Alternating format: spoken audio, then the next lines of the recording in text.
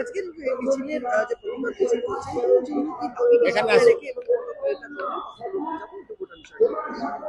দেখুন, ওইখানের ওই আওয়াজটা বন্ধ করুন, অসুবিধা নেই। একটা জিনিস প্রত্যেককে বুঝতে হবে, শুধু রাজনীতির নামে সাহিত্য সংস্কৃতি, দেশের সম্মান ইজ্জত সবটাই নষ্ট করে দেওয়ার যে প্রক্রিয়া, এই প্রক্রিয়ার আমরা বিরোধিতা করি। আপনি ভেবে দেখুন, রবীন্দ্রনাথ ঠাকুর বিশ্বকবি, আমাদের পশ্চিমবাংলার মানুষ, কোথায় আমাদের প্রত্যেকদিন গর্ব অনুভব হবে। এবং তিনি ভারতবর্ষের মানুষ, ভারতবাসী হিসেবে সবার গর্ব অনুভব হবে। রবীন্দ্রনাথ ঠাকুর অনেক কবিতা, অনেক গান লিখেছেন। আমার দেশ ভারতবর্ষ জাতীয় সঙ্গীত হিসাবে গ্রহণ করেছে রবীন্দ্রনাথ ঠাকুরের লেখা গানকে, জনগণ মন অধিনায়ক জয় হে। ঠিক তেমনি অন্য রাষ্ট্র যদি রবীন্দ্রনাথ ঠাকুরের লেখাকে তাদের জাতীয় সঙ্গীত করে, আমাদের তো গর্বের বিষয়। এবার কোন দেশ আমাদের কোন লেখক, কোন কবির লেখাকে যদি গুরুত্ব দেন এবং সেই গানটি আমাদের দেশে আমরা গাইতে পারবো না, এটা কে বলেছে? কোথায় এর আইন আছে?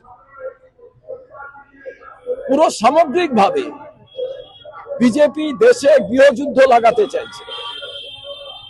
এই বিজেপি হচ্ছে উন্মাদ বিজেপি।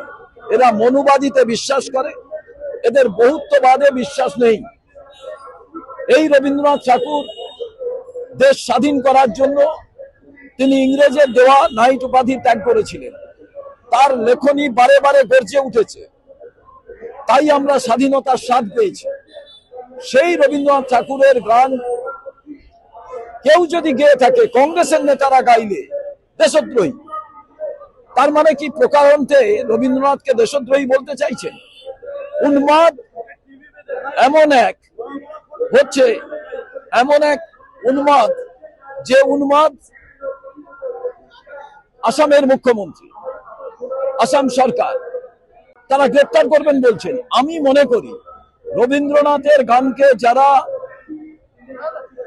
গাওয়া বন্ধ করতে চান তারাই দেশদ্রোহী। এরা রবীন্দ্রনাথের বিরোধিতা করছেন। তাই আজকে আমরা এখানে আমার সোনার বাংলা আমি তোমায় ভালোবাসি এই গানটি গেয়েই আমরা এর প্রতিবাদ করব। আমরা মনে করি পশ্চিমবাংলার বিজেপির নেতাদের, তাদের বলা উচিত যে আসামের মুখ্যমন্ত্রীকে ইমিডিয়েটলি তার পদ থেকে সরিয়ে দেওয়া উচিত, পার্টি মেম্বারশিপ খারিজ করা উচিত। তার কারণ এই গানটি সামগ্রিকভাবে আমাদের দেশের, আমাদের রাজ্যের কবির লেখা।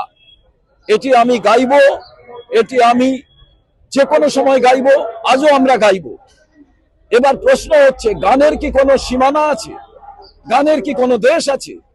গানের কি কোনো জাত আছে? গানের কি কোনো ধর্ম আছে? গান হচ্ছে বিশ্বজনীন। তো বিশ্বকবি রবীন্দ্রনাথ ঠাকুরের লেখা গান আমরা গাইব। আমরা যে কোনো জায়গায় এই গানকে নিয়ে আমরা বিভিন্ন সময় আলোচনা করব।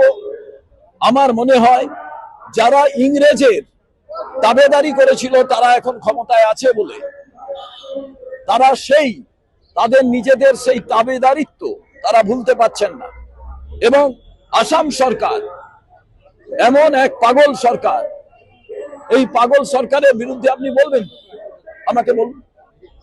তাই আজকে প্রতিবাদ, আমরা গান গেয়ে রবীন্দ্রনাথ ঠাকুরকে সম্মান জানিয়ে, এটা সমগ্র বাঙালি সমাজকে, বাংলা ভাষাকে, বাংলার কবি বিশ্বের দরবারে যার স্থান, এমনকি তিনি নাইট উপাধি ত্যাগ করেছিলেন, ইংরেজের বিরুদ্ধে লেখনী ধরেছিলেন, সেই মানুষটির ছবি লন্ডনের মাটিতে আছে।